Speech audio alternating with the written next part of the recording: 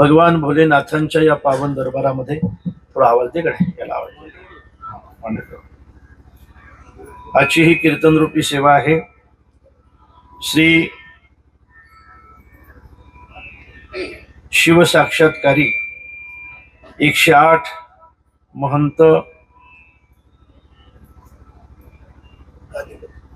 महामंडलेश्वर गादीपती श्री बुवाजी दादा पुणेकर यांच्या शुभ आशीर्वादाने ओमाजी ताता पुणेकर यांच्या प्रेरणेने व खडक माडेगाव देवस्थान संस्थापक शिवभक्त श्री प्रकाश महाराज शिंदे यांच्या मार्गदर्शनाखाली या ठिकाणी हा एक दिनी उत्सव आहे.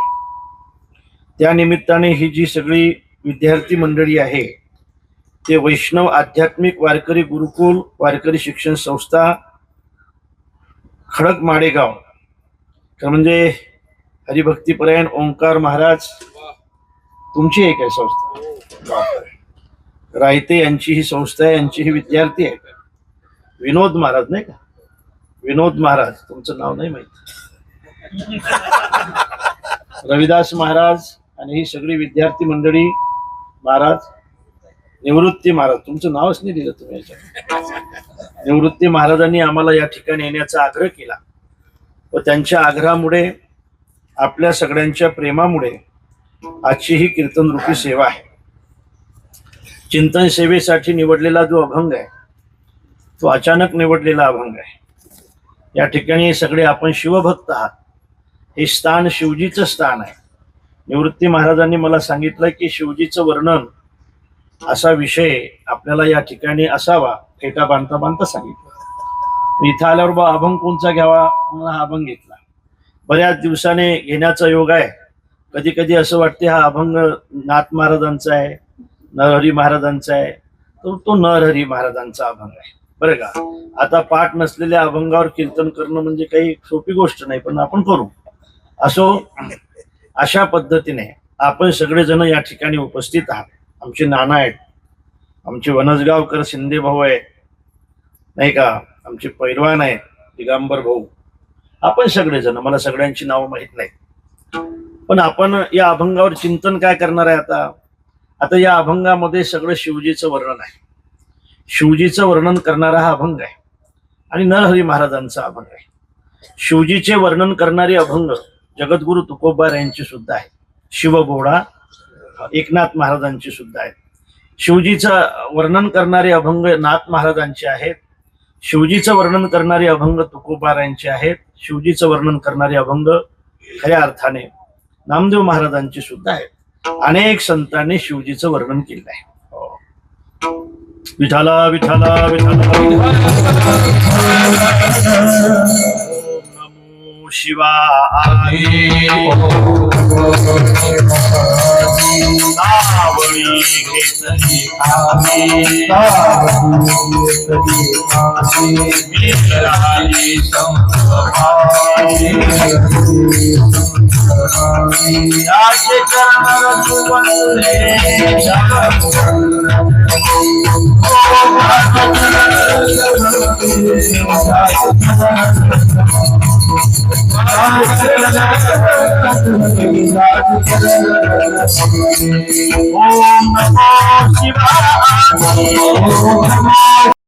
मग मेल्यावर तुळशीचं पान जर आपल्या तोंडामध्ये कुणी टाकत असेल तर महाराज म्हणतात जिवंतपणीच आपण आपल्या शरीरावर तुळशी पत्र ठेवायला काय हरकत आहे.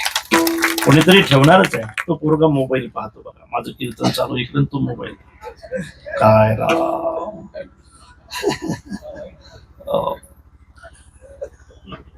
आणि म्हणून तुळशी पत्र ठेवलं पाहिजे. मला तुळशी पत्र ठेवणं म्हणजे समजते ना, तुळशी पत्र ठेवणं याचा अर्थ असा आहे की हे माझं नाही असं समजलं पाहिजे.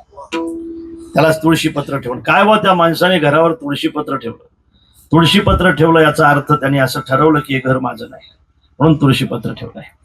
त्या माणसाने बाबा तुळशी पत्र ठेवलं आपल्या शरीरावर, त्याचा अर्थच त्याला समजलं की हे शरीर आपलं नाही, हे काळाचं आहे, एक दिवस कोणीतरी नेणार आहे, कोणीतरी याच्यावर तुळशी पत्रच ठेवणार आहे. आणि म्हणून जिवंतपणेच आपण तुळशी पत्र ठेवायला काय हरकत आहे. मग वैष्णव गळ्यामध्ये तुळशीची माळ का घालतायत? आता पुढे चाला. शैव हे भस्म का लावतात? विठाला विठाला विठाला.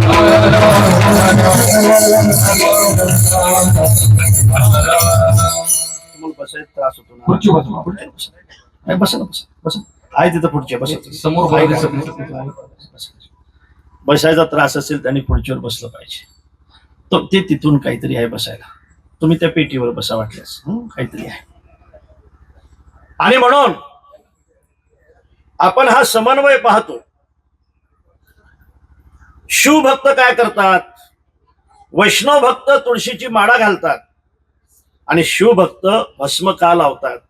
त्याचं कारण असं आहे की शिवजीने सांगितलं तुम्ही भस्म लावलं पाहिजे. वारकरी संप्रदायाने हा समन्वय केलेला आहे महाराज, बरं का.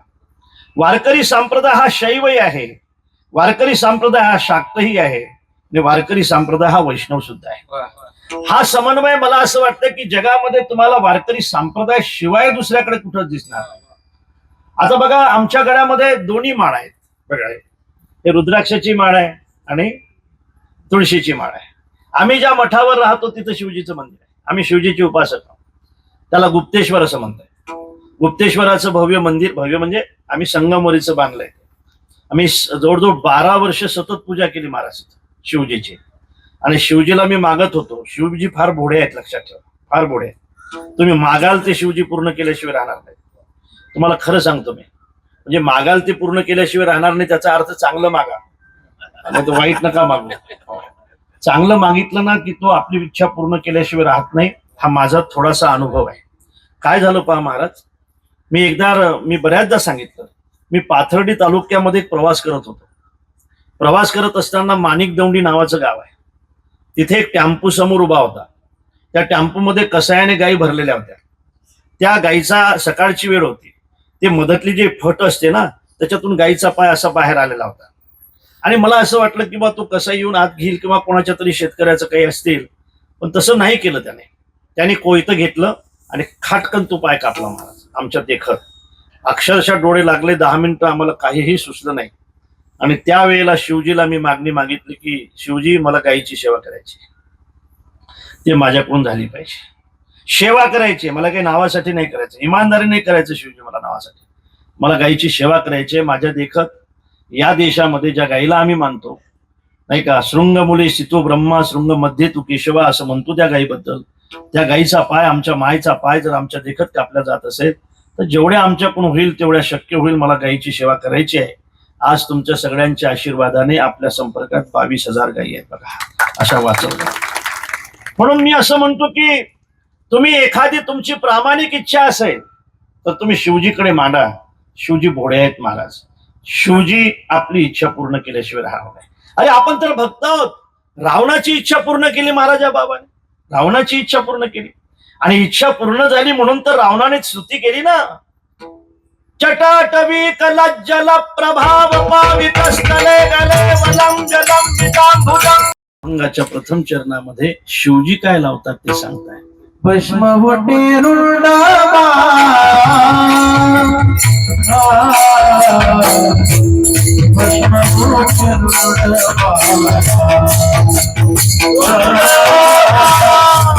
भस्मवटी रुंडाबा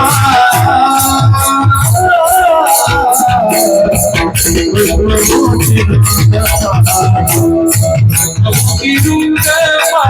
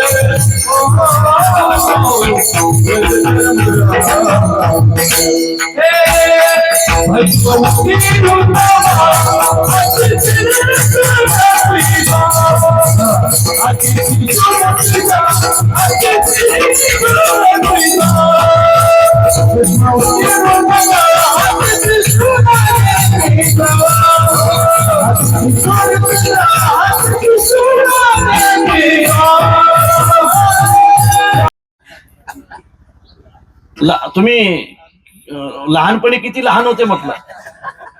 लहान होते एकदम. किती वर्षाचे होते? 5 वर्षाचे. त्याच्यापेक्षा लहान नव्हते? त्याच्यापेक्षा लहान. बघा विनेकरी, तुम्ही 1.5 वर्षाचे होते. किती वर्षाचे? 1.5 वर्षाचे. मस्त तुमची आई तुम्हाला गंध लावून द्यायची, दिष्ट होऊ नये म्हणून इथं एक टिक्का लावायची काळा, बरोबर आहे? हो म्हणा. तुम्ही असा भाकरीचा तुकडा घेऊन बाहेर यायचे. भाकरच होती त्यावेळेला, दुसरं काही बिस्किट नव्हते. आणि बाहेर आले का नाही मस्त ठुमुक ठुमुक चालायचे तुम्ही. आणि एखादा माणूस त्या गल्लीत आलाय ना, पटकन तुम्हाला उचलून घ्यायचा आणि तुमचा मुका घ्यायचा, बरोबर? हो म्हणा ना. आता काही अनुभव आहे तसा गल्लीने फिरताना?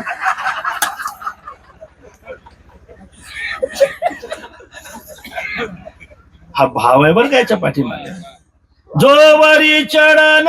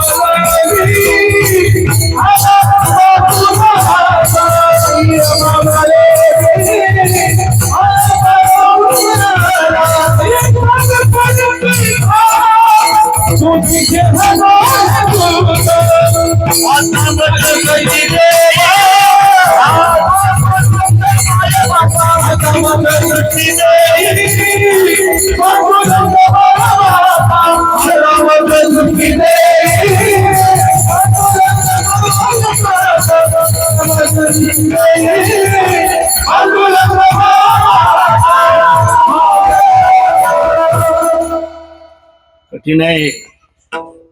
तुझं झालंय का?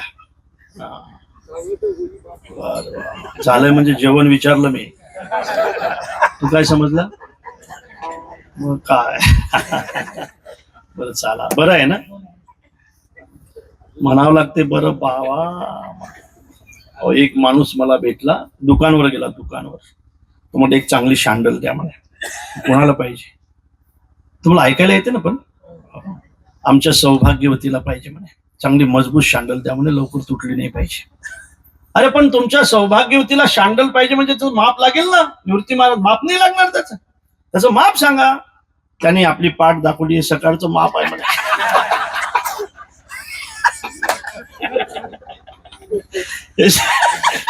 हे सकाळ तो ताजं माप आहे म्हणे, हे जरा मापून घ्या. तुमच्या लक्षात आलं ना? जो वरी चरण गा तो वरी म्हणती माझा. असा आहे रे राजांनो प्रपंच. आमच्या मारुती बाबांसाठी हेलिकॉप्टर लोक पाठवतात. 95चं वय आहे. प्रपंचामध्ये धीरे धीरे किंमत कमी होत असते का? आपल्याला वाटते पण कमी होते. हा प्रपंच आहे. आणि म्हणून पैशावर प्रेम करणारी माणसं आहेत म्हणून किंमत कमी करतायत. सतीशी बोलत नाही तो माणसं. भगिनी मिली बहुत मुसुकाता, ओ सादरी भलेगी मिली एक माता. भगिनी मिली बहुत मुसुकाता.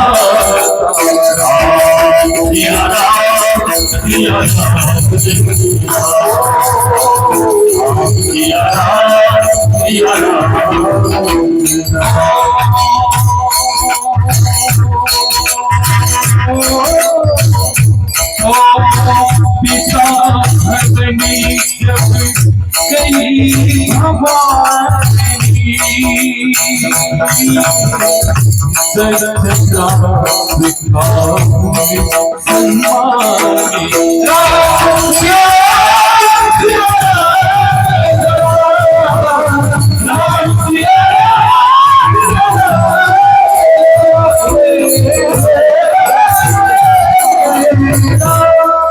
म्हणते सती? मा मी माझा अपमान सहन करेल, पण माझ्या पतीचा अपमान नाही सहन करणार. गरीब झालो म्हणून काय झालो आम्ही? प्रारब्ध आहे म्हणून आम्ही गरीब आहोत. प्रारब्ध फिरल्यानंतर आम्ही सुद्धा श्रीमंत हो. श्रीमंत झाला भाऊ म्हणून काय झालंय? गरीब बहिणीचा अपमान करणार तो, पण माझा अपमान मी सहन करेल, माझ्या पतीचा अपमान करणार हे माहेर? आमचा पती गरीब झालाय म्हणून का तुम्ही त्याचा? द्रव्यतीत दुष्ट बुद्धी, द्रव्यतीत सलोभ क्रोधी, असत्य निर्वधी द्रव्यापाशी, द्रव्यतीत अति विकल्प, द्रव्यतीत वसे पाप, द्रव्यतीत अति संताप, पूर्ण दुःखरूप ते द्रव्य. हे दाने त्यागिता फल गोमटे, लोभी या नरकात लोटे, द्रव्य आईसे उखटे आणि गोमटे, आनंद देखील लोकी. असं द्रव्य असल्यामुळे म्हणून शिवजी म्हणतात तुमच्या घरातलं सोनं साप बनू नये याच्यासाठी तुम्ही त्याच्या जवळ संस्कृती ठेवा. असे भाव आहेत. शिवजी भस्म लावतायत. भस्म उटी रुंड माळा आठवण करून देत आहेत. महाराज, माणूस एक कातड आहे म्हणून बरं आहे. बरं, कातड काढा. एखादा माणूस असाच पडू द्या, तुम्ही पाहिला असेल, त्याच्या अंगावरचं सगळं मांस किळ्याने खाऊ द्या, मग त्याच्याकडे पहा. तुम्ही अत्यंत प्रेमाने उचलून घ्याल त्याला. असंच ना? वरी चर्म घातले रे कर्म कीटकाचा सांधा, रव रव दुर्गंधी रे अमंगळ तिचा बांधा. असा बांधा आहे महाराज. मला असं वाटतंय की त्या मुंडक्याची माळ गळ्यामध्ये तेच घालू शकतात की जे शिव आहेत. भस्म उटी रुंड माळा, हाती त्रिशूळ, सत्व रज आणि तम ज्यांच्या हातामध्ये आहे. ज्या वेळेला सत्व असेल त्यावेळेला आशीर्वाद देणारे शिवजी आहेत. ज्यावेळेला रज असेल त्यावेळेला तयार करणारे शिवजी आहेत. ज्यावेळेला तम असेल त्यावेळेला जाळणारे सुद्धा शिवजी आहेत. पण ते हातात आहे. तम हातात असला पाहिजे, रज हातात असला पाहिजे, सत्व हातात असला पाहिजे. सत्वाने सुद्धा बऱ्याचदा अभिमान वाढत असतो महाराज. करता तीर्थातने अहंकाराची प्राप्ती हो. तीर्थाटने सत्वगुण आहे, पण अहंकार वाढतो. अहंकार वाढू नये याच्यासाठी सत्व सुद्धा ताब्यात असलं पाहिजे. रजोगुणाने माणूस विलासी होतो, पण रजगुणाने विलासी होऊ नये याच्यासाठी रज सुद्धा ताब्यात असलं पाहिजे आणि तम सुद्धा ताब्यात असला पाहिजे महाराज. तम तेवढा असला पाहिजे की जेवढी शक्ती आहे. शक्तीपेक्षा राग जर जास्त असेल तर तो राग आपल्या घाताला कारण ठरतो. सत्व रज तम बाधा नाही का? बाधा आहे, सत्वाची बाधा आहे. अभिमान हे सत्वाची बाधा आहे. विलासी रजाची बाधा आहे आणि पाप ही तमाची बाधा आहे. या तिन्ही बाधा ज्यांच्या हातात आहे तो सत्व रज तम ज्यांच्या हातात आहे. भस्मउटी रुंड माळा, हाती त्रिशूळ नेत्री ज्वाळा, गजचर्म व्याघ्रांबर, कंठी शोभे वासुकी हार. वासुकी म्हणजे काय? वासुकी म्हणजे साप. वासुकी हार, भूते वेताळे नाचती. काय झालं? शिवजीचं लग्न राहिलं. लग्नासाठी सगळे जण आले, सगळे देव आले बरं का. देव आल्यानंतर हे साले सगळे देव आहेत ना, हा नवरदेव आपल्याला शोभत नाही म्हणून पुढे चालायला लागले. बघा तुम्ही, गरीबाच्या लग्नात काही श्रीमंत गेले का नाही? गरीबाच्या नवरदेवाजवळ नसतात महाराज, ते दुसऱ्याकडेच बसलेले असतात. म्हणून हे श्रीमंत देव सगळे, हा बिचारा गरीब आपला नवरदेव भस्म लावलेला, याच्यात आपण पुढे चालू म्हणे, याच्याशिवाय भागणार नाही आपलं, पण आपण पुढे चालू. सगळे पुढे चालायला लागले. शिवजी असं म्हणतात, का रे तुम्हाला असं वाटते का रे की माझ्याजवळ वराळ नाही म्हणून? अरे माझं वराळ जर बोलावलं तर तुम्ही थांबणार नाही.